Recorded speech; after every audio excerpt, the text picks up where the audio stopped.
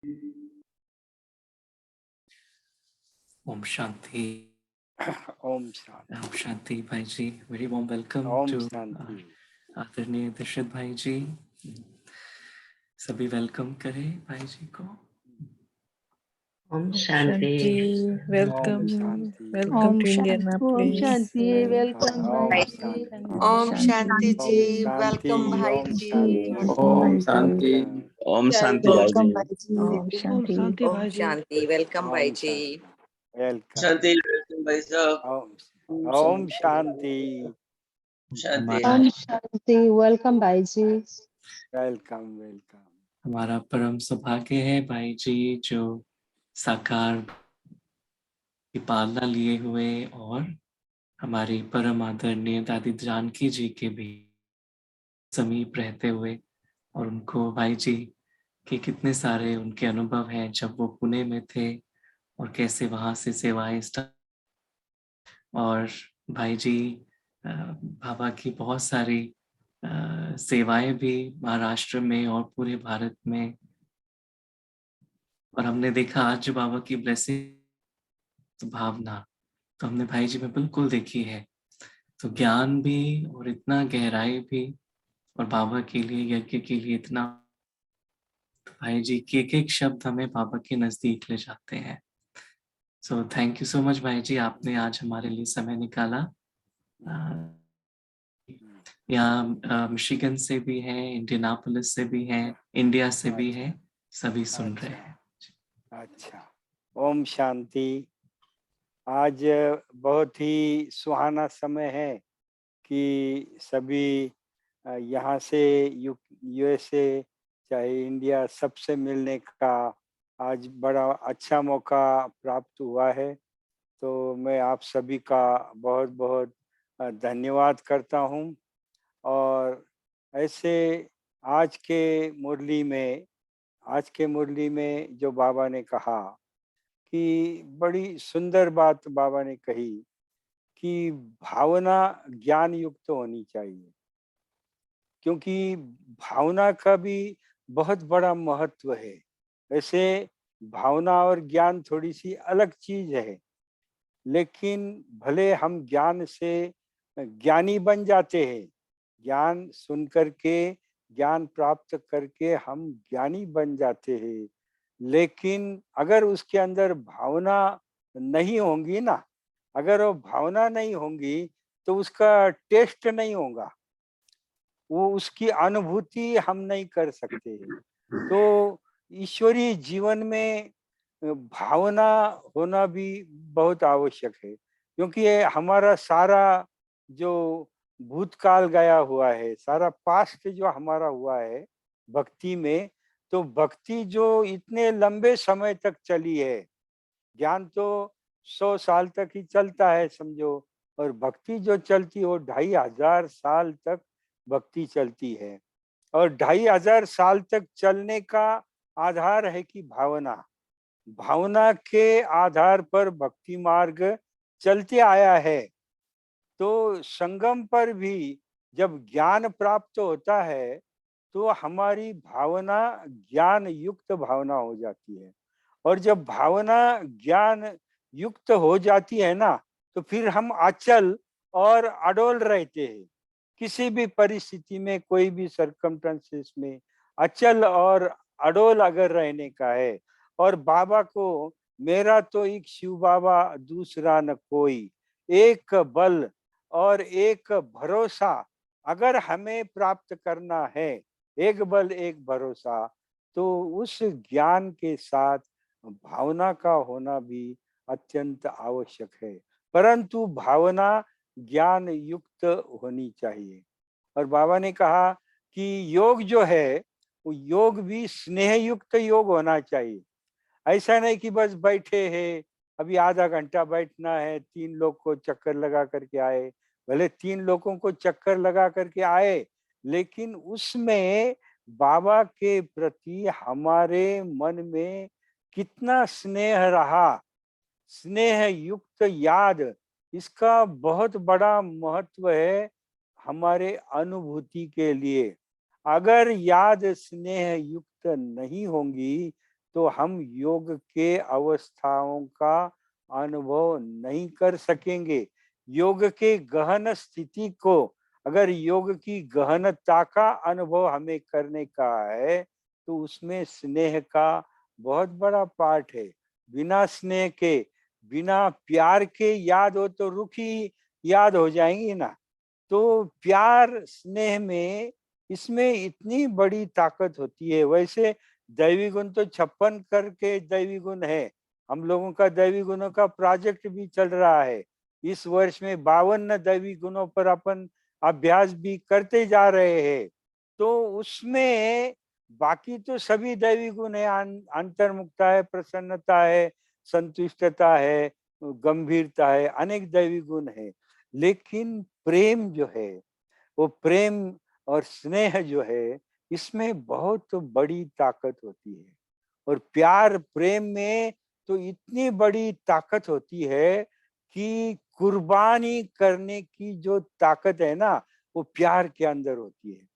चाहे वो प्यार राष्ट्र के प्रति हो, राष्ट्र के प्रति भी अगर प्यार होता है, तो जीवन की कुर्बानी देने के लिए व्यक्ति तैयार हो जाता है।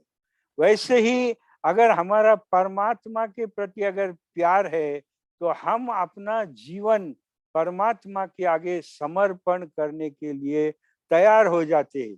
बाकी भले दैवी गुण होंगे, लेकिन उन दैवी गुणों के कारण आप में समर्पणता नहीं आ सकती है। व्यक्ति चमड़ी बचा करके काम करेगा, लेकिन प्यार स्नेह एक ऐसी चीज है कि वो पूरा की पूरा बाबा के ऊपर समर्पित हो जाता है, सरेंडर हो जाता है। तो योग में स्नेह भी चाहिए।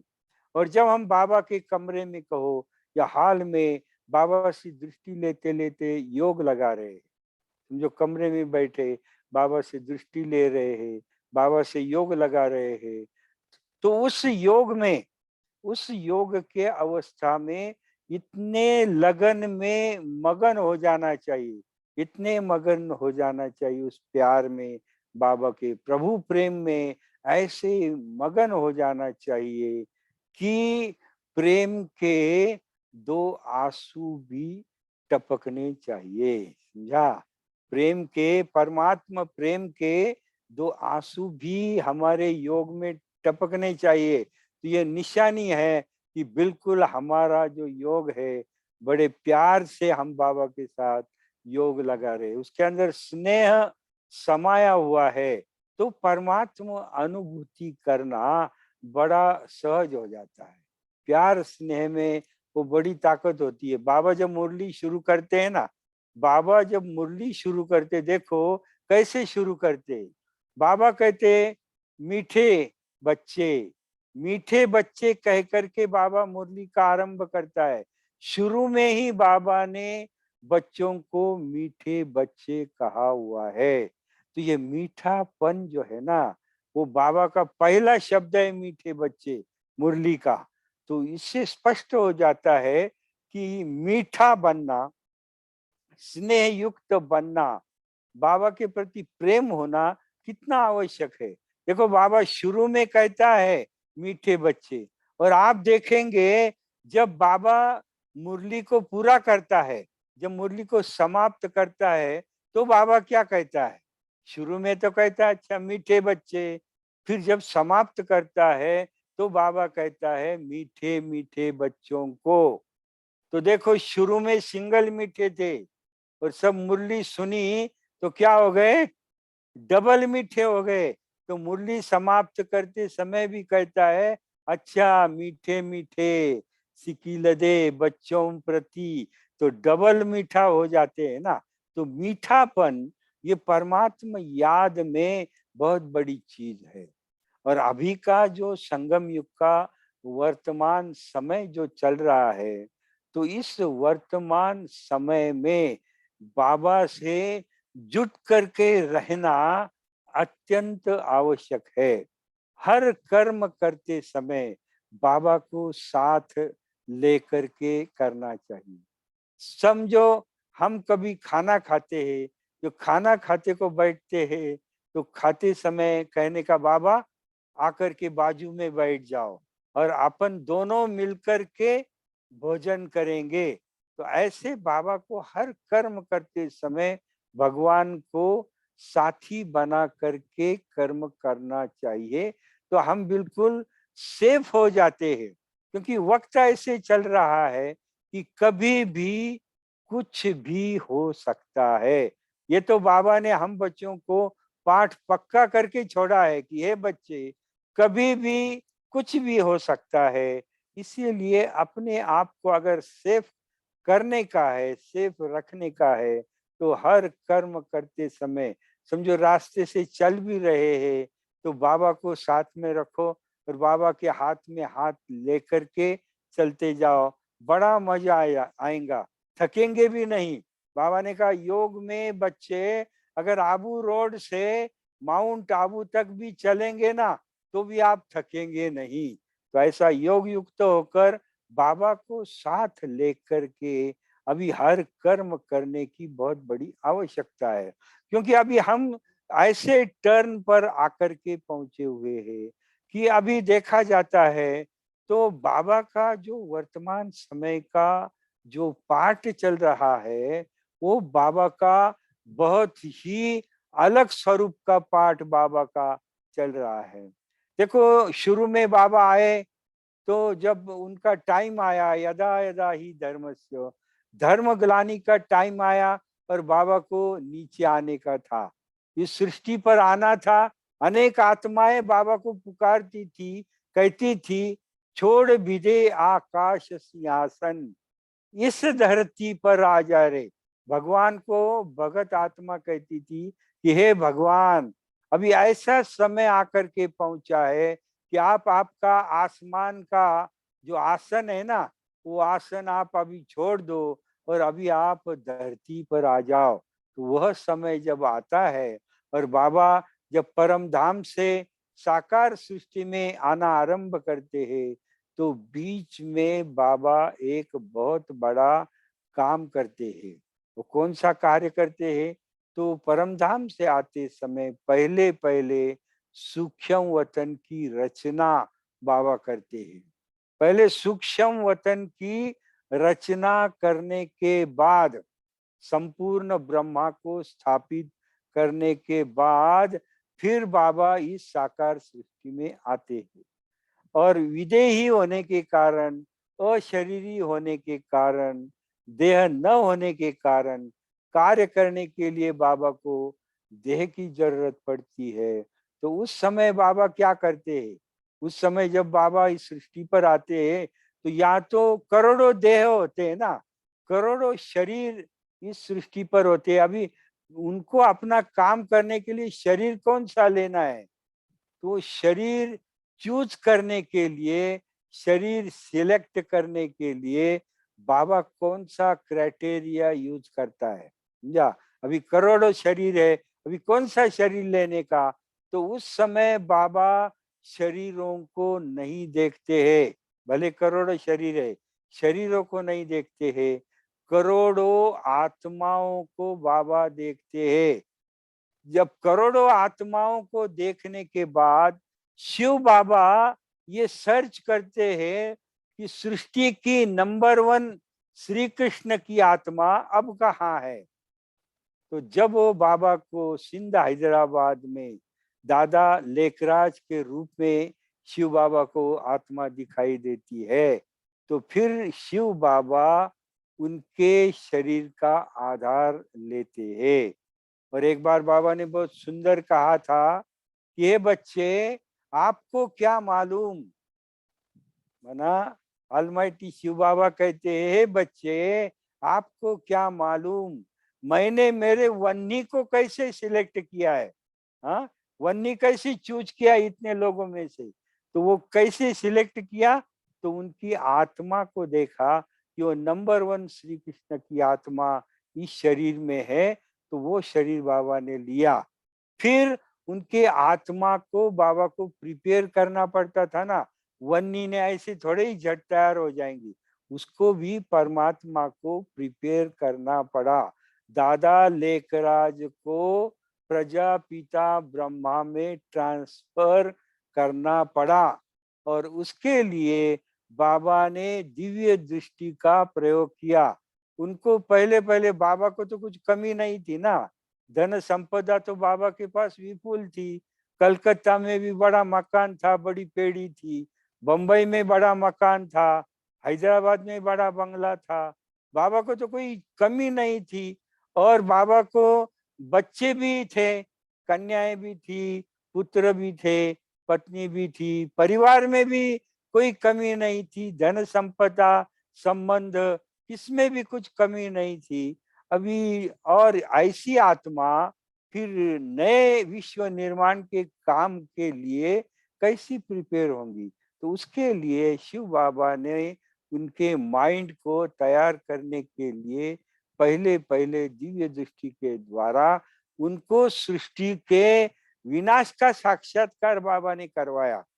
पहले पहले ये दुनिया का विनाश कैसे होगा, उसकी जो दो विधियां है, विदेशों में बम गिर करके नाश हो जाएगा, देश में क्लाइमेट अचानक क्लाइमेट आ जाएंगी, यहाँ पर धरनीकंप होगा, अतिवृष्टि होंगी, अनावृष्टि होंगी, अर्थक्वेक होंगे, आपस में सांप्रदायिक युद्ध होंगे भारत में, और इस भारत सृष्टि का परिवर्तन होगा।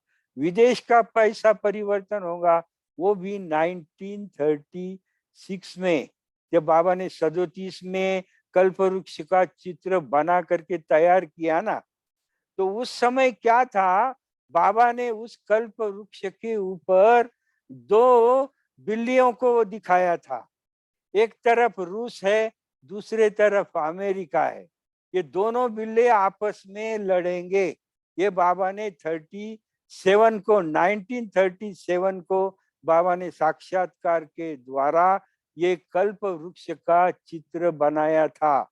अभी जो हम चित्र देखते हैं ना, वो दिव्य बुद्धि के आधार पर तैयार हुए चित्र है। और ये कल्प वृक्ष त्रिमूर्ति, ये जो दो चित्र है ना, इसके ऊपर अगर आप देखेंगे तो ऊपर लिखा हुआ है दिव्य दृष्टि के ऊपर आधारित चित्र। तो ये दिव्य दृष्टि के आधार पर बाबा ने चित्र बनाए। तो 37 में बाबा को लोग कहते थे, बाबा ये आपने रूसिया और अमेरिका दोनों को एक दूसरे से फाइट करते हुए, युद्ध करते हुए कैसे क्या दिखाया है? तो उस समय फिर, क्योंकि 1937 में ये सेकंड वर्ल्ड वॉर में रूस और अमेरिका दोस्त राष्ट्र थे ना, और सामने जर्मनी था, तो सेकंड वर्ल्ड वॉर में ये तो दोस्त थे। तो 37 में तो ये रूस अमेरिका दोस्त थे। फिर बाबा ने दोनों को अपोजिट युद्ध करेंगे ऐसा कल्पवृक्ष में दिखाया। तो लोग कहते थे, बाबा ऐसे कैसे, वो तो दो दोस्त है। लेकिन बाबा कहता था, बच्चे आगे चलकर देखना, ये दोनों आपस में एक दूसरे के शत्रु बनेंगे।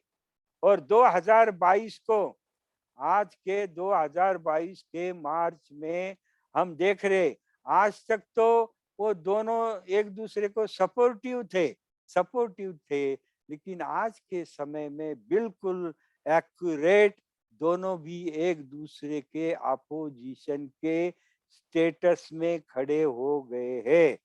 तो ये बना बनाया फिक्स ड्रामा है।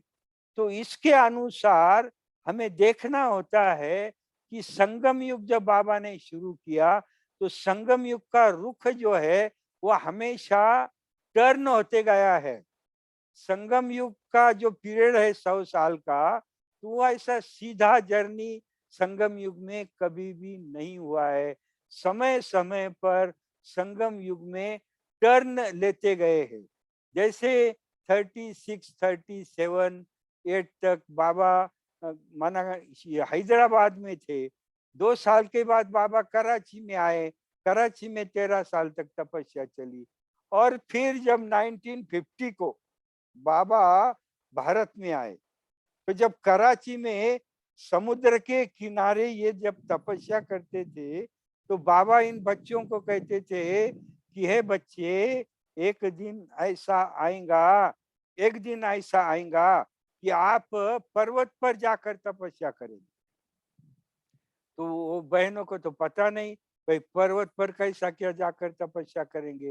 लेकिन वो भी वर्ष आया 1950 को, बाबा ने सारा यज्ञ जो है वो आबू पर्वत पर जाकर के मना सेट कर दिया। तो ब्रिज कुटी में सभी आए। आने के बाद भी बड़ा वंडरफुल ड्रामा 1930 1950 में वंडरफुल ड्रामा चालू हुआ कि जो बाबा ने, देखो कराची में बाबा ने इन बहनों की भाइयों की ऐसी पालना की थी, एक राजकुमारी के जैसी इनकी पालना किया हुआ था। पालना में कोई कमी नहीं छोड़ी थी। मना पिस्ते बादाम काजू इनके ढेर का ढेर लगा हुआ होता था, और इनका सारा खाना सच्चे घी में खाना बनता था। और इनकी पालना एक राजकुमारी के समान इनकी पालना बाबा ने कराची में किया। तो ये 14 साल तपस्या होने के बाद जब भारत में आए तब सेवा का पाठ शुरू हुआ। तब तक तो दिव्य दृष्टि का विशेष पाठ था, और सेवा का जो पाठ था वो मर्ज रूप में था। तो मर्ज का इमर्ज कब हुआ? जब ये भारत में आए।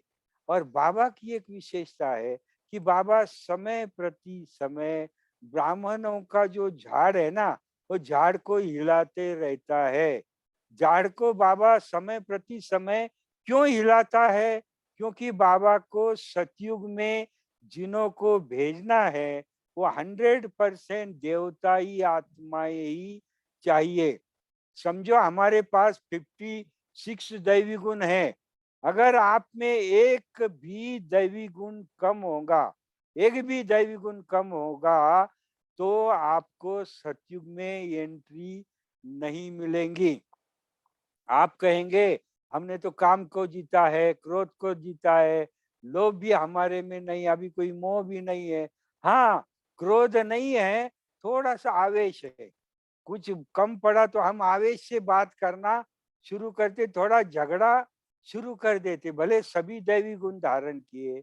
और अगर आवेश भी आपके अंदर रहा तो आपको सतयुग के गेट पर रोका जाएगा, आपको अंदर नहीं भेजा जाएगा।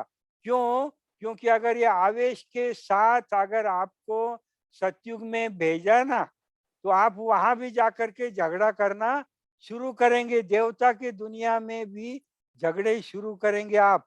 इसलिए आपको जब तक 100% दैवी गुणों को आप धारण नहीं करते हो, तब तक आपको सतयुग में एंट्री भी नहीं दी जाती है। इसीलिए देवताओं को कहा जाता है सर्व गुण संपन्न, 16 कला संपूर्ण, संपूर्ण निर्विकारी, अहिंसा परमो धर्म, मर्यादा पुरुषोत्तम। ये जो देवताओं की क्वालिफिकेशन है उसमें सर्व गुण संपन्न ये पहला पहला क्वालिफिकेशन है। इसीलिए हमको सर्व गुणों को धारण करना पड़ता है। तो क्या हुआ 1950 में बेगरी पाठ यज्ञ में चालू होगा। बेगरी पाठ ऐसा चालू हुआ कि जब सिंध से भारत में आए, तो ये माता बहनों के जो रिलेटिव थे वो लौकिक में तो बहुत बड़े बड़े बिजनेसमैन, लखपति करोड़पति थे। उन्होंने बाबा को कहा कि हम यज्ञ का खर्चा चलाएंगे, मदद करेंगे, आप आओ आओ।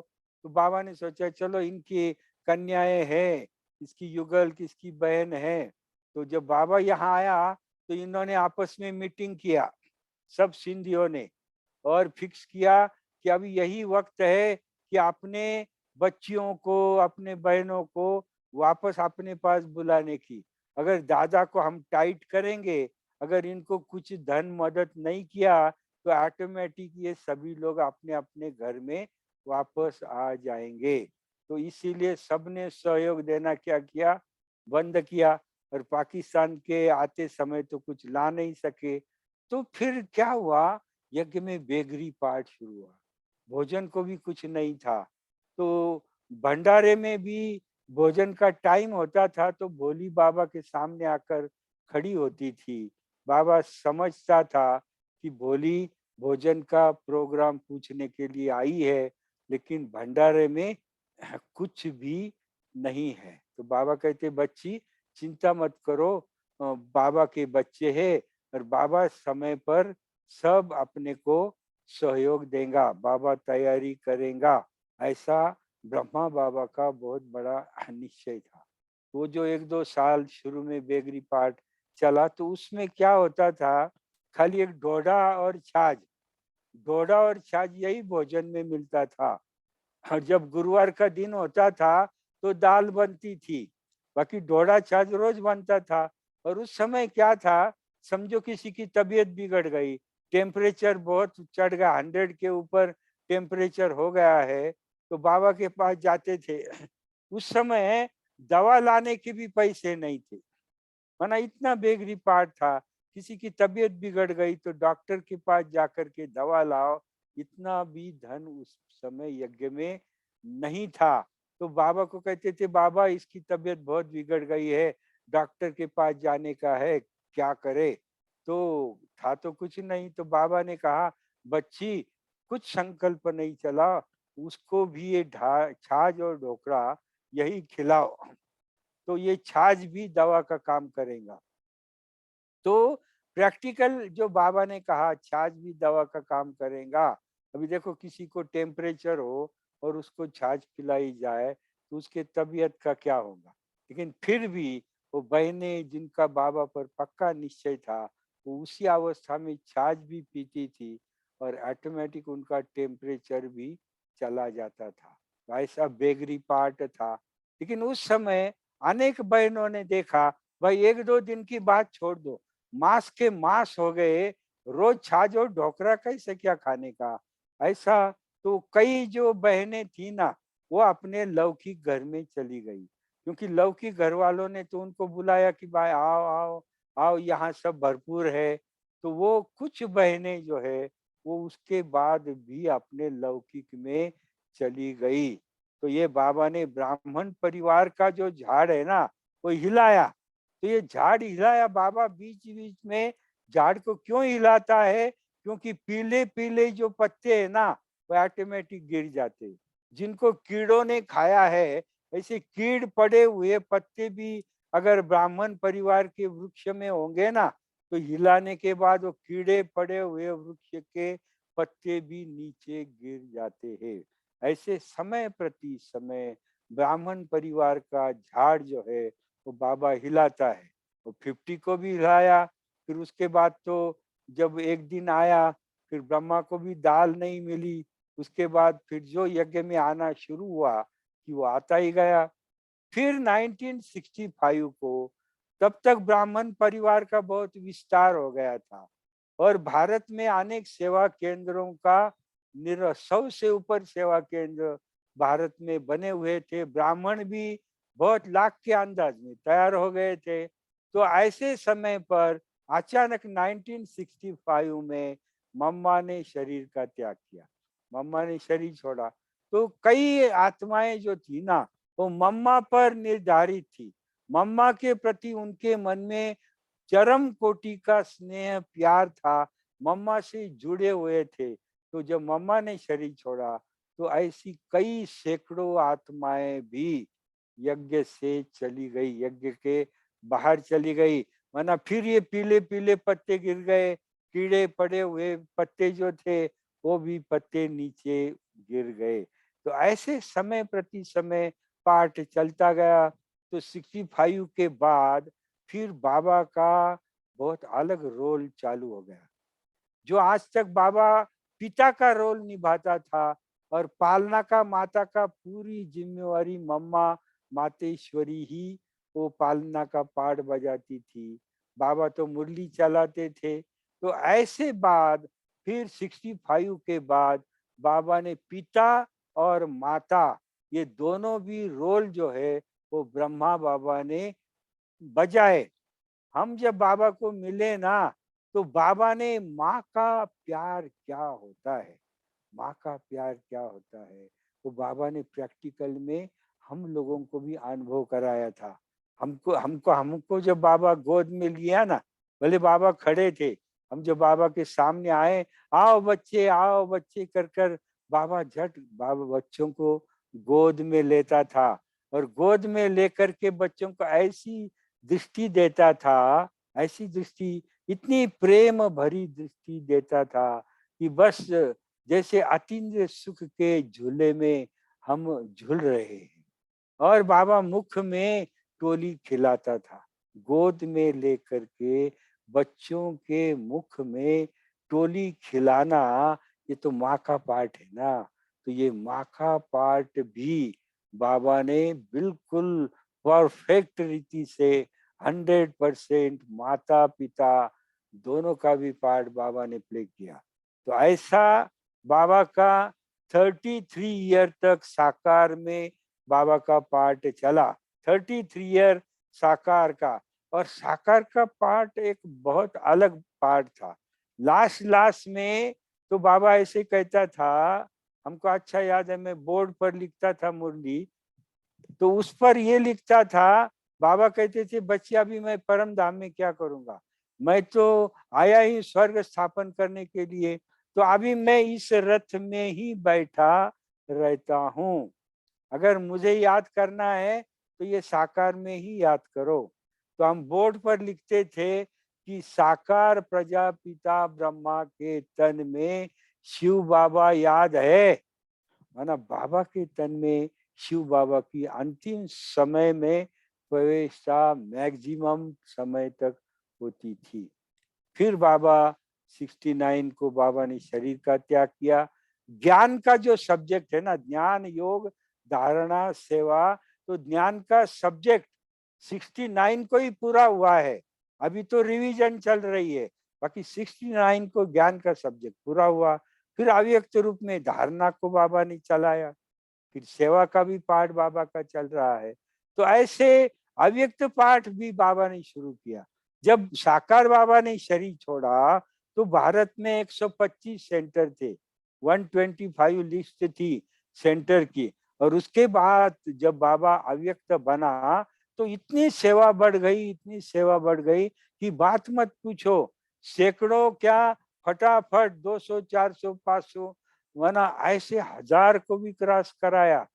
ऐसे अव्यक्त रूप में बहुत मल्टीपल सेवाएं जो हुई, बाबा अव्यक्त होने के बाद हुई। विदेश सेवा का भी निर्माण अव्यक्त होने के बाद ही हुआ है। तो ऐसे अव्यक्त बाबा का रोल ड्रामा में बड़ा वंडरफुल रहा है। और इस अव्यक्त बाबा का पाठ चलते चलते देखो, साकार पाठ और अव्यक्त पाठ में कुछ अंतर जो है ना, हम जब बाबा को साकार में मिलने को गए थे तो झोपड़ी में मिलने के लिए हम गए हुए थे, तो झोपड़ी में एक दिल्ली की पार्टी आई हुई थी, तो दिल्ली की पार्टी साकार बाबा से मिल रही थी, तो हम बड़े खुश हो रहे थे, बाहर खड़े थे। तो जब पार्टी का मिलना हो गया उसके बाद हमारा टर्न था, तो एक भाई बड़ा व्यापारी था, दिल्ली का एक होलसेल बड़ा व्यापारी था, तो उसने बहन जी को कहा कि मुझे बाबा से कुछ बात करनी है। तो जब बाबा से बात करनी है तो बहन जी ने कहा भले आप ठहरो, और फिर बाकी सब चले गए, तो अकेला भाई वहां बैठा हुआ था। और फिर उसने उसने बाबा को कहा, अभी देखो व्यापारी भाई है, उसने बाबा को कहा कि मुझे बाबा मुझे आपसे कुछ प्राइवेट बात करनी है, कुछ प्राइवेट बात करनी है। तो जब बाबा ने सुना कि बच्चा कहता है मुझे कुछ प्राइवेट बात करनी है, तो बाबा ने झट कहा, बच्चे कभी भी कोई भी मेरे साथ कभी भी प्राइवेट बात कर नहीं सकता है, कोई भी मेरे साथ प्राइवेट बात नहीं कर सकता है, शिव बाबा के साथ प्राइवेट बात नहीं कर सकते हैं। क्यों? क्योंकि बाबा ने कहा कि जब मैं बोलता हूँ तो बीच में ब्रह्मा सुन लेता है। क्या? बीच में ब्रह्मा सुन लेता है, तो बात प्राइवेट तो हो ही नहीं सकती ना।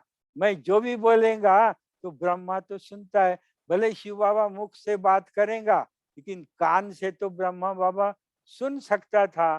तो ये साकार पाठ की विशेषता थी। एक ऑर्गन अगर ऑलमाइटी शिव बाबा यूज करता था तो दूसरा ऑर्गन ब्रह्मा बाबा यूज कर सकते थे। लेकिन अव्यक्त पाठ चालू हुआ तो दादी को ये नहीं था ना, जैसे हम वाणी जो चलती थी अव्यक्त वाणी, तो जैसे हम दूसरे दिन मुरली पढ़ते अव्यक्त वाणी, वैसे गुलजार दादी मंगाती थी, बताओ कल बाबा ने क्या अव्यक्त वाणी चलाई, मुझे पढ़ने के लिए दे दो। तो माना दादी को ये समझ में नहीं आता कि बाबा ने क्या कहा। तो ये साकार आकार में एक ये भी बहुत बड़ा अंतर था। तो बाद में ये जो अव्यक्त पाठ बाबा ने बजाया, तो इसमें बहुत विदेशियों की भी सेवा हुई। 8,500 से अधिक सेवा केंद्र का निर्माण हुआ अव्यक्त पाठ में। और देखो ड्रामा में कैसा वंडरफुल होता है। लास्ट लास्ट में क्या होता था, बाबा हर वर्ष के लिए कोई थीम बच्चों के लिए देता था। जैसे सर्व के सहयोग से सुखमय संसार, ऐसा एक थीम बाबा देता। New knowledge for new world, ऐसा एक एक साल को एक एक थीम देता था। तो वो दिन हमें पक्का याद है कि बाबा का देखो 31 दिसंबर 31 दिसंबर 1900 माना 2017 31 दिसंबर को जब ईयर पूरा हो रहा था, तो नए वर्ष के लिए क्या थीम रखने की है, वो पूछने के लिए हर वर्ष प्रमाण दाता निर्वेर भाई जी, ब्रजमोहन भाई जी, वो सारा ग्रुप जो है ना वार्षिक मीटिंग का, तो वो बाबा के सामने आया और सभी ने बाबा को पूछा, बाबा अभी ये 2017 तो पूरा हो रहा है, अभी 2018 के लिए हम कौन सा वर्ष मनाएं, कौन सा वर्ष मनाएं 2018 के लिए। तो बाबा ने एक क्वार्टर सेकंड में जवाब दिया कि अंतिम वर्ष। क्या कहा? अंतिम वर्ष। तो अंतिम वर्ष कहा तो सभी को बहुत बड़ा धक्का लगा। भाई अंतिम वर्ष माना क्या? उसके बाद क्लासेस चले, अंतिम वर्ष का हर एक ने अपने बुद्धि से अर्थ निकाला। लेकिन 2 साल के बाद पता पड़ा कि ये अव्यक्त बाबा का अव्यक्त पाठ का अंतिम दिन था। उसके बाद बाबा फिर अव्यक्त बाबा की पदरामणि नहीं हुई। तो 31 दिसंबर 2017 को अव्यक्त पाठ बाबा का पूरा हुआ। अभी 2017 31 दिसंबर के बाद फिर बाबा का जो पाठ चालू हुआ है ना, क्यों बाबा को वो पाठ क्लोज करना पड़ा? क्योंकि लास्ट लास्ट में बाबा शिव बाबा तो आना चाहता था, लेकिन रथ ठीक नहीं होता था, रथ की तबीयत ठीक नहीं होती थी। अभी रथ ठीक नहीं है तो बाबा कैसे मुरली चलावे? तो बाबा के लिए रथ भी थोड़ा बंधन हो गया था। तो अव्यक्त का भी बंधन, जैसे साकार का बंधन था वो बाबा ने छोड़ दिया, वैसे अव्यक्त रथ का भी बंधन था, तो वो भी बाबा ने छोड़ दिया। और बाबा अभी बेहद सेवा में उपस्थित है। अभी बाबा का न साकारी पाठ चल रहा है, न आकारी पाठ चल रहा है, अभी बाबा का निराकारी पाठ चल रहा है। और इसमें बाबा को कोई भी प्रकार का बंधन नहीं है। एक समय पर बाबा बेहद का काम कर सकता है, समझा? बाबा का बेहद का पाठ अभी चालू हुआ है। देखो आपको कहते हैं, अगर एक व्यक्ति को अगर एक के साथ अगर फोन पर बात करनी है तो हम ज्यादा से ज्यादा एक व्यक्ति एक के साथ बात करेगा। ज्यादा बहुत होशियार व्यापारी होगा तो एक समय दोनों के साथ बात करेगा, बाकी अधिक लोगों के साथ तो बात हम नहीं कर सकते। लेकिन ऑलमाइटी शिव बाबा के लिए, परमात्मा के लिए ये रूल नहीं है। परमात्मा एक ही समय पर हजारों लोगों के साथ बात कर सकता है। एक ही सेकंड में 1000 लोगों के साथ बात कर सकता है, और वो भी हजारों टॉपिक पर बात कर सकता है। ऐसा नहीं कि 1000 के साथ टॉपिक एक ही रहेगा, ऐसा नहीं। 1000 लोगों के साथ, 1000 आत्माओं के साथ, हजारों टॉपिक पर बाबा एक ही समय पर बात कर सकता है। ये निराकारी रोल का बेहद बेहद का स्वरूप है। तो अभी इस समय बाबा को क्या हुआ है, क्योंकि अभी कलयुग भी एंडिंग चैप्टर पर आया हुआ है। अभी सतयुग भी आया कि आया। तो सतयुग और कलयुग में अभी बहुत बड़ा गैप नहीं रहा हुआ है, बहुत थोड़ा गैप रहा हुआ है। तो इसके लिए बाबा को वर्तमान समय अगर देखेंगे ना, सबसे ज्यादा बिजी अगर कौन है ना, तो शिव बाबा सबसे ज्यादा बिजी है। क्यों? क्योंकि बाबा को एक तरफ कलयुग का भी सफाया करने का है, दूसरे तरफ सतयुग का भी निर्माण करने का है। ऐसे नहीं है, ड्रामा ऐसा नहीं है कि आज रात को 12 बजे कलयुग पूरा हुआ और कल सवेरे सतयुग का आरंभ हुआ। ऐसा नहीं है, सतयुग को भी निर्माण करना पड़ता है।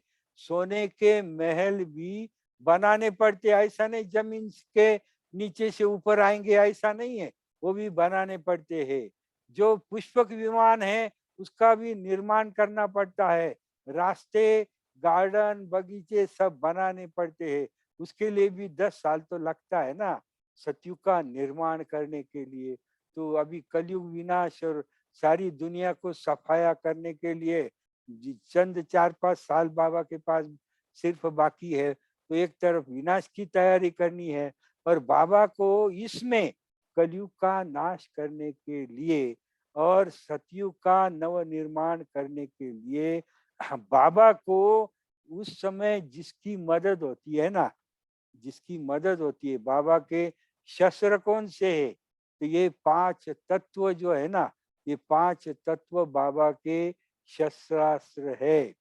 ये सृष्टि को सफाई करने में भी बाबा को बहुत मदद करते। अभी आप सोचो, जल देवता कब बनी, अग्नि देवता कब बना, समझा ना, वायु देवता कब बना, तो जब उसने परमात्मा को कलयुग का विनाश और सतयुग के निर्माण में मदद किया, मदद दिया। शिव बाबा को ये तत्व ने, अग्नि तत्व ने कलयुग का नाश और सतयुग का नव निर्माण करने में अग्नि ने बहुत मदद दी। इसीलिए अग्नि देवता बन गया। वायु ने मदद दी, इसलिए वायु देवता दिया। जल देवता, जल ने मदद किया तो देवता बना। तो अभी ये 5 तत्वों का पाठ भी अभी जल्द ही शुरू हो जाएगा और एक तरफ सफाया करते जाएंगे, दूसरे तरफ नव निर्माण का पाठ भी बचता रहेगा। तो ऐसे अवस्था में, ऐसे पीरियड में हमको बाबा का हाथ जो है वो पक्का पकड़ करके रखना है। चाहे परिस्थिति कितनी भी हिलावे, परिस्थिति कितनी भी हिलावे, पहाड़ गिरे, बाबा ने कहा समस्या और दुखों के पहाड़ गिरेंगे, लेकिन अगर हम बच्चे हैं ना, हम बच्चे पक्के हैं, तो हमारे ऊपर इसका कोई भी असर नहीं होगा। अभी देखो, ये कोरोना के रूप में क्या हो गया है, कोरोना के रूप में मनुष्य को ये रियलाइज हो गया है कि वास्तव में हमारी ताकत क्या है। नहीं तो आज का इंसान जो हवा में उड़ रहा था, सभी हवा में थे, समझा, वो हर एक को बहुत बड़ा समझ रहे थे अपने आप पर। कोई चांद पर प्लॉट बना रहे थे, कोई प्लॉट बुकिंग कर रहे थे, लेकिन कोरोना के पीरियड में प्लॉट बनाने वाले भी गए और प्लॉट बुकिंग करने वाले भी चले गए। कोरोना ने साक्षात्कार कराया मानव की कि तेरी औकात क्या है, तुम्हारी औकात क्या है। जब कोरोना का पीरियड चालू हुआ तो न कोई संपत्ति काम में आई, इतने करोड़ों लोग बैंक में रखे हुए थे, कुछ यूज नहीं हुए, न संपत्ति काम में आई, न सत्ता काम में आई। बड़े बड़े करोड़पति भी कोरोना में चले गए, बड़े बड़े मिनिस्टर जो थे सत्ता वाले, वो सत्ता भी कोरोना में चले गए। न संतति बाल बच्चे काम में आए, हॉस्पिटल में ही शरीर छोड़ना पड़ा। न बच्चे मिल सके, न बच्ची मिल सकी, न युगल मिल सके, समझा। तो ये मनुष्य की आखिर औकात क्या है, ये कोरोना ने दिखा दिया है। और बाबा ने 1985 में अव्यक्त बाबा ने बताया था, यह बच्चे, ऐसा समय आएगा, ऐसा समय आएगा कि आप घर से बाहर भी निकल नहीं सकेंगे। तो अभी हमने अनुभव किया ना कि बराबर ऐसा टाइम आया कि हम घर से बाहर भी निकल नहीं सके। सेंटर पर बोर्ड लगाना पड़ा कि कृपया कोई भी जिज्ञासु क्लास में न आवे। बहनों ने कभी ख्वाब में भी सोचा था कि सेंटर पर बोर्ड लगाना पड़ा कि कृपया जिज्ञासु न आवे करके, लेकिन वो भी टाइम ड्रामा में आ गया। अब क्या हुआ है, अब ये विनाश की चक्की जो है ना, वो विनाश की चक्की अभी चालू हुई है। अभी ये चक्की में भले भले पीसे जाएंगे। पुराने जमाने में चक्की से ये अनाज जो था वो चक्की में डालते थे, समझा, और उससे आटा बनाते थे। तो अभी वो जो चक्की है ना, तो अभी विनाश की चक्की तो शुरू हो गई है और इसमें भले भले चक्की में पीसे जाएंगे, सबका पीठ ही हो जाएगा, समझा। भले धनवान हो, मन संपत्तिवान, सत्तावान, संबंधी, संतति वाले सभी का पीठ हो जाएगा। हाँ, उस चक्की में भी थोड़े से दाने जो है ना वो बच जाते हैं। थोड़े से दाने, भले सबका तो होता है पीठ, लेकिन थोड़े दाने बच जाते हैं। वो कौन से दाने होते हैं, समझा ना? वो दाने जो बीच का रॉड होता है ना, उसका चक्की का बीच का जो रॉड होता है, उसके आजू बाजू में जो दाने होते हैं ना, वो दाने बच जाते हैं। उसका पीठ नहीं होता, जैसे के वैसे रहते हैं। वैसा वो बीच में का जो खंबा है वो शिव बाबा है और उसके आजू बाजू में हम सभी ब्राह्मण आत्माएं हैं। जो हम शिव बाबा के आजू बाजू में है, तो भले विनाश की चक्की कितनी भी चले, लेकिन हम तो सेफ ही रहेंगे। इसलिए बाबा को, सेंटर को, परिवार को छोड़ करके बाहर मत चला जाना। अगर परिवार बाबा को छोड़ करके जाएंगे ना, तो क्या हो जाएगा? हाँ, ये चक्की में पिस जाएंगे। इसलिए ये बाबा को साथ लेकर के अगर हम रहते तो हम सेफ रहेंगे। और बाबा का कितना बड़ा प्लानिंग है, समझा, बहुत बड़ा प्लान है। आज सारी दादियों को लेकर के बाबा ऊपर गया है। एक बार क्या हुआ था, साकार में 1975 की बात है। 1975 में एक संदेशी भोग लेकर के बाबा के पास जा रही थी। गुरुवार का दिन था और सारी दादियां मधुबन में आई थी, बहुत दादियां थी उस समय। तो सभी दादियों ने एक सवाल पूछा, क्योंकि उस समय बात चल रही थी कि 76 में पुरानी दुनिया का विनाश होगा, ऐसा टॉपिक उस समय चल रहा था।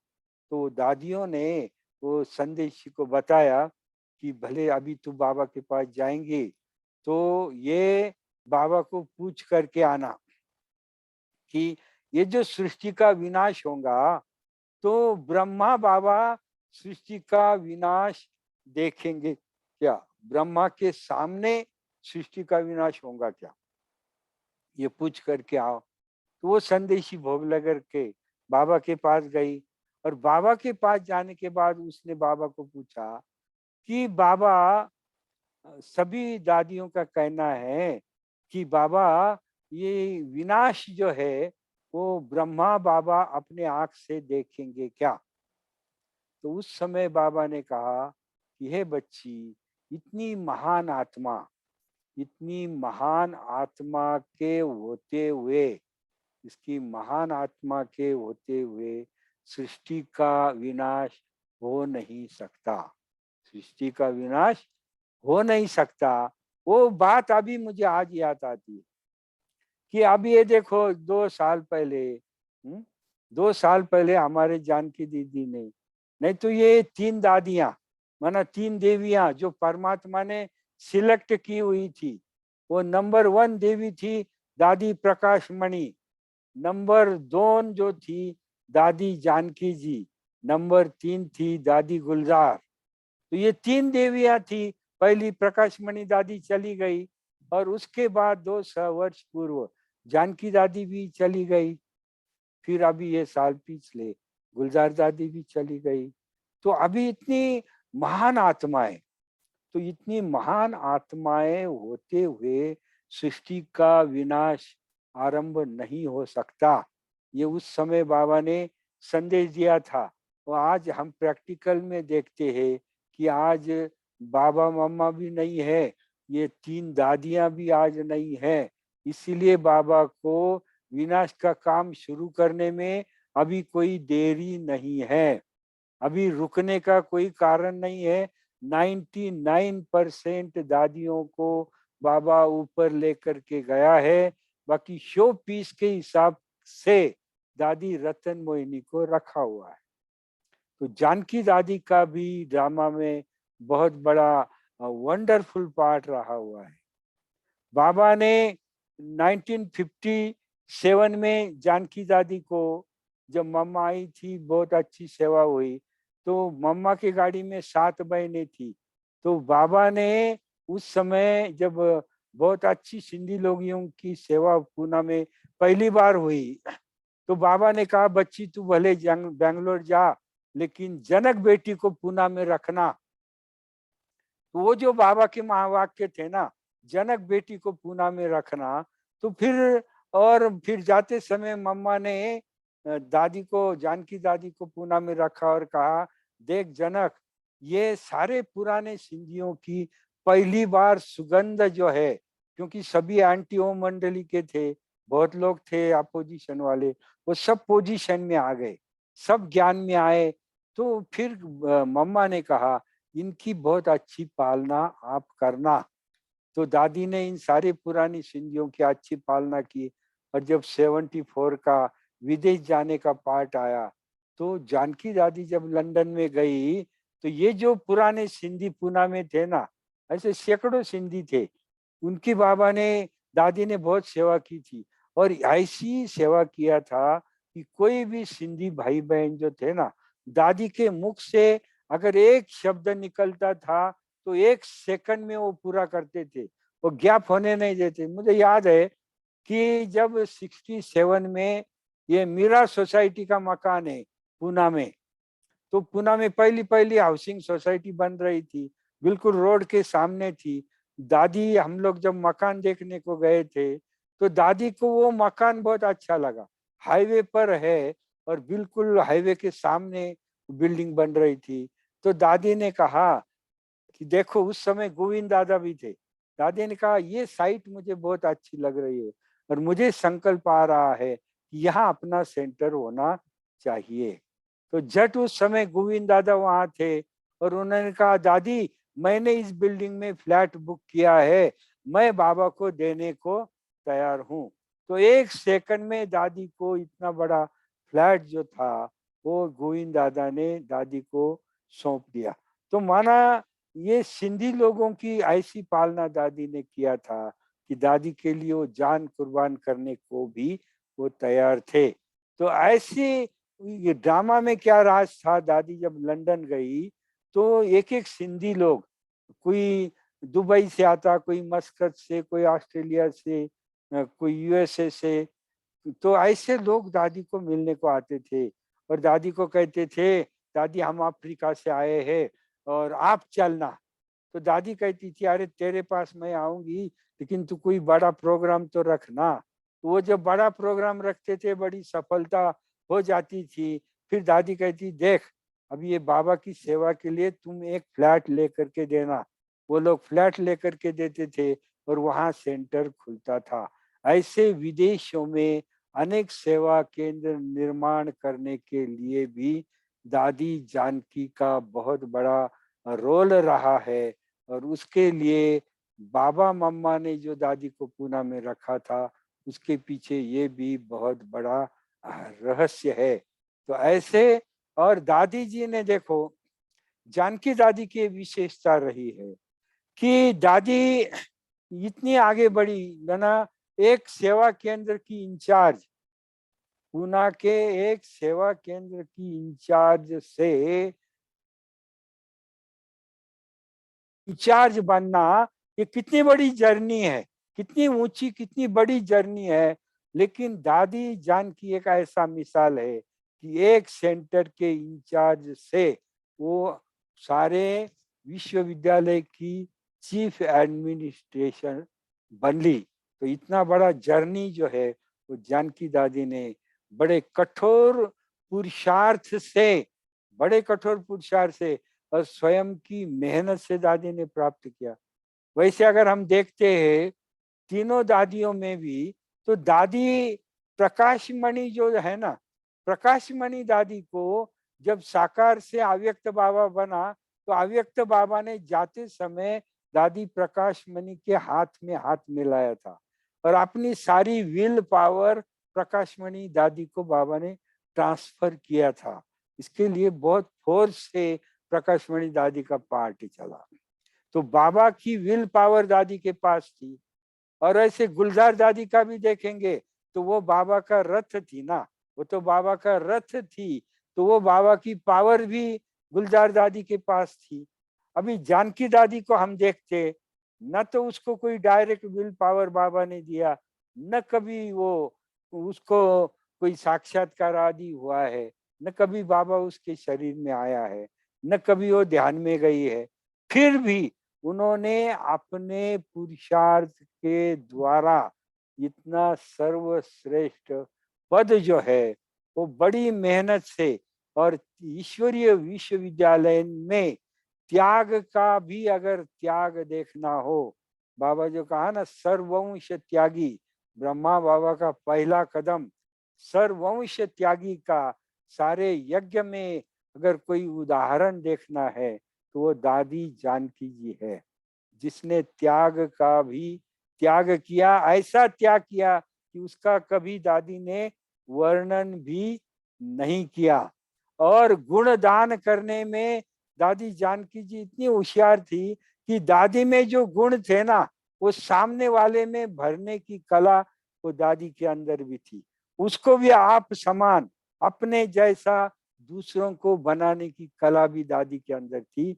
और एक अव्यक्तवाणी में बाबा ने कहा, बच्चे गुणों का दान करने में सब महारथियों में जनक नंबर 1 है।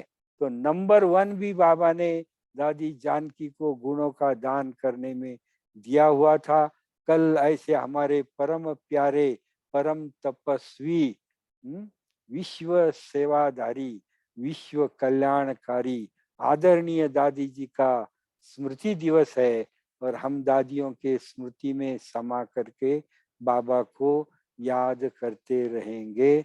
अच्छा, ओम शांति।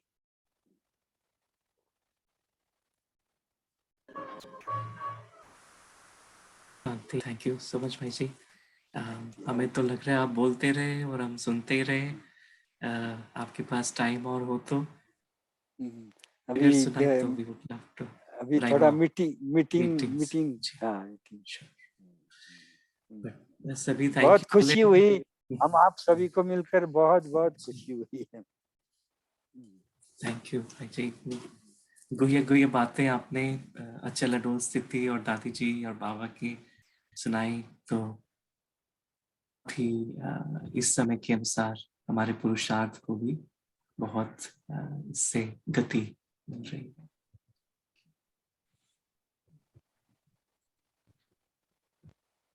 सभी भाई जी को थैंक यू। थैंक यू भाई जी, बहुत ही अच्छा क्लास रहा। Thank you, Baiji. प्रेरणा लेंगे हम। भाई जी हाँ Thank you, Baiji. धन्यवाद, बहुत बहुत थैंक यू आपका भैया, बहुत थैंक बहुत Thank you, धन्यवाद, Baiji. बहुत बहुत धन्यवाद, धन्यवाद। बहुत थैंक्स। थैंक यू भाई जी, बहुत Thank ही you. अच्छी, Om बहुत ही अच्छी Shanti. क्लास थी। थैंक यू सो मच भाई जी। थैंक्स ओम शांति। Thank you so much, thanks very thanks nice, बहुत थैंक बहुत यू। वापिस आना। Thank you, Baiji. भाई जी की जोनल मीटिंग भी चल रही है, फिर भी भाई जी ने हमारे लिए टाइम निकाला। तो